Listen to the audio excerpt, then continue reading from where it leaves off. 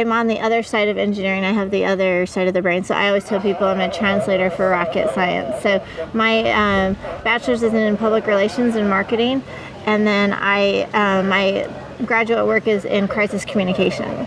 So, and I actually went to Utah State it's in Logan, Utah. They have the small satellite conference there. I don't know if you're familiar with that.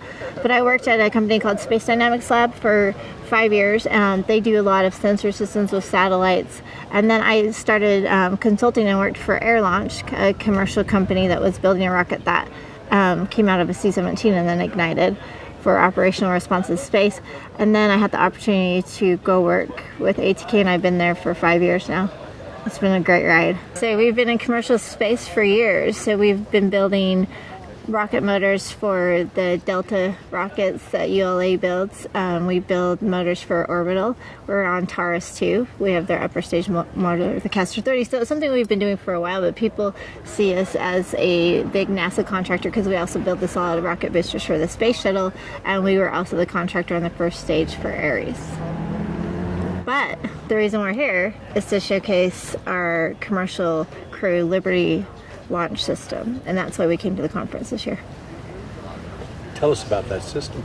Yeah, well, it's an amazing rocket, in my opinion, of course. But the Liberty launch vehicle is comprised of a 5-segment first stage, a solid rocket motor, and it is an upgraded version of what you saw on the shuttle. So on the shuttle, it was an operational vehicle that had been flying for years, and so we couldn't make a lot of the changes to, incorporate new materials as they came available. So with the 5th segment, we were able to take the latest technology and incorporate it and build this higher performing rocket. We've tested it twice. We have a 3rd test coming up in a couple months.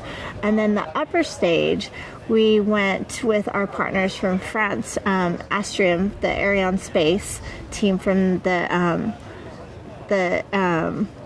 Ariane 5 rocket. So we're taking their core stage, so their first stage, their core stage in the middle, to the liquid stage with the Vulcan 2 engine, and we're incorporating that as our upper stage. And then we can launch any of the capsules that are currently being proposed.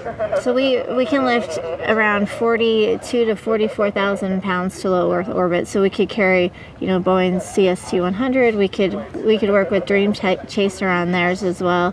The Excalibur Almaz. So any of the capsules that are currently in design right now, we could lift. We could even lift an Orion Light. So, or whatever it's called. No. I understand there's a story behind the name. Yes. So let me give you a little background on myself. So I started, I think I received my love for aviation before I was even born.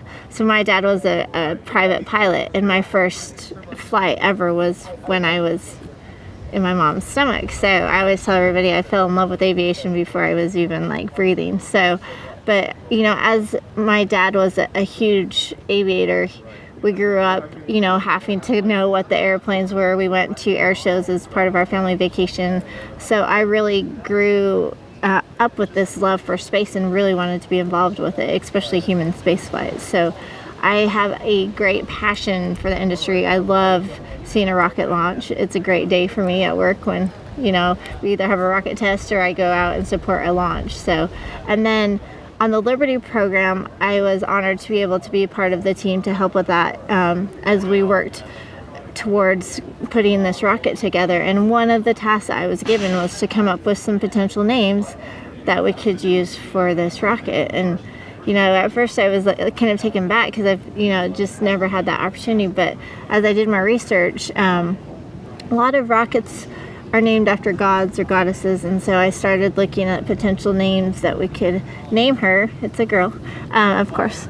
And so every day we had a daily telecon with our partners from France, and with their accents, it would take me a little bit to get accustomed to it before I really could start to understand. So it was in that time that I was trying to really understand what they were saying, that I was trying to think of what we had done with the French that was significant, that could transfer to a potential name. And I thought about the Statue of Liberty and wondered if by chance she was patterned after maybe a goddess. And so I went and did research, and she was patterned after the goddess Libertarius, who's the goddess of freedom, which I thought was totally fitting for a commercial rocket, because you have the freedom from Earth's atmosphere for everybody, not just, specific few, but then also freedom from government oversight, because it's commercial. And so, and as I looked into it more and read the history on the Statue of Liberty, when they were building the base, New York City was at a time where they were going to potentially lose that funding to be able to build the base, and the French were going to give them the statue. And so they actually put a plea out to the general public, save liberty, and people put in their allowance money and everything to raise the money. And America constructed the base, we're constructing the first stage, and the French brought over the statue. So it was really a fitting name. And when they came in and told me that they had selected Liberty and that was going to be the name, it was a really good day for me. I was really excited.